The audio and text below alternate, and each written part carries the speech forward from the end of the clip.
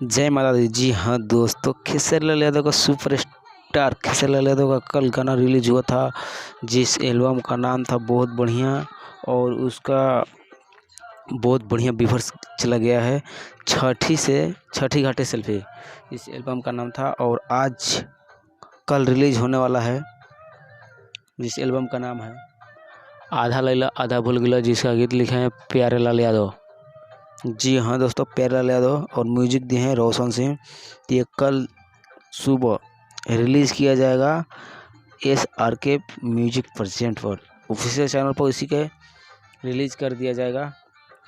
तो आप लोग इस वीडियो को ज़्यादा से ज़्यादा शेयर करें और वीडियो को लाइक करें। अच्छी खबर मिले तो मेरे चैनल को सब्सक्राइब करें और ये खेसारी के जितने भी फैंस हैं ये कल गाना ट्रेंडिंग में ला दीजिए। तो जी हाँ दोस्तों, इसी के साथ मैं अपने वीडियो को मिलते हैं अगले वीडियो में। तो जय हिंद, जय माता दी।